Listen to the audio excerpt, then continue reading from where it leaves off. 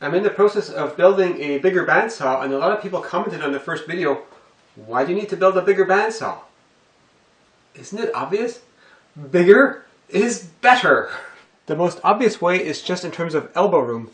I cut this pantry rotor dovetail template on the bandsaw, and I was making all these cuts, and I got to about here, and then the last one I couldn't cut on my 16-inch bandsaw, so I had to move over to my 18-inch bandsaw.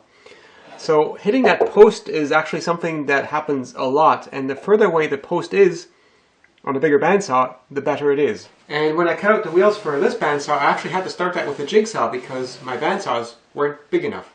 The next reason is blade life. Imagine this was a bandsaw blade, and I can bend that in a pretty tight radius and it'll spring back. So you would think wheels of this size will be plenty and I could just have 3 of them spaced far apart. But the problem is if I bend this blade to this radius, I can do that hundreds of times and I'll be okay, but if I do it tens of thousands of times, it will break from something called metal fatigue. So instead of this size, if my wheel is this size, the amount of bending is so much less than it is for this wheel, and that means I put much less strain on the blade and I won't run into metal fatigue problems. This becomes especially an issue for using thicker blades, which is why for 3-wheel bandsaws with small wheels, you have to use very thin blades. You really can't use the heavy blades like you would for a larger bandsaw. And that brings me to the other comment that I got a lot. Why not build a 3-wheel bandsaw? So imagine this was a 3-wheel bandsaw.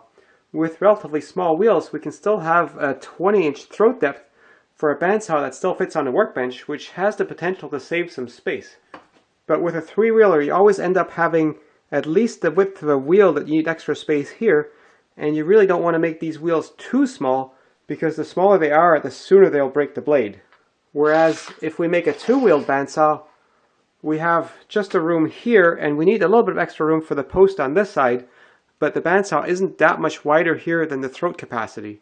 But in terms of footprint, a conventional 2-wheel bandsaw is actually more efficient because I don't have this extra space for the third wheel here. All I need is room for the post. But you also need a lot of space around the bandsaw, so if I want to cut something off the end of here, I need a lot of space this way. Or if I want to rip it down the middle, I need more room on the back. With this bandsaw, I have it on wheels, so I can just pull it out and then I have enough room. Now imagine a 3-wheel bandsaw on a bench top. I'd have to pick it up and move it somewhere else. It's much easier to have something floor standing with its own wheels. And if that bandsaw is floor standing, then I have lots of vertical room already, so it's actually much more efficient to have 2 wheels top and bottom instead of a third wheel. Next problem with a 3-wheeler is complications. I need 3 wheels, and I have to make sure they're all aligned with each other, which means this wheel with this wheel, this wheel with this wheel, and this wheel with this wheel. And if the blade doesn't track right, I'm not sure which of these wheels might be out of alignment. Whereas with a 2-wheeler, I just have to make sure this wheel is aligned with this wheel. I did a quick Google search for 3-wheel bandsaws, and ironically, 2 of them that came up on the images was Mikiono's bandsaw, which she acknowledged that it breaks blades a lot because he used wheels that were far too small. The other one was Pekka bandsaw, and I emailed him about it, and he says he gave it away to a friend and he wouldn't build a 3-wheel bandsaw again. He had problems with it, one of which was it broke blades a lot. There really isn't any general woodworking 3-wheel bandsaws that are made anymore that I know of. For some specialty applications there's 3-wheelers, but overall I think manufacturers have given up on this kind of saw.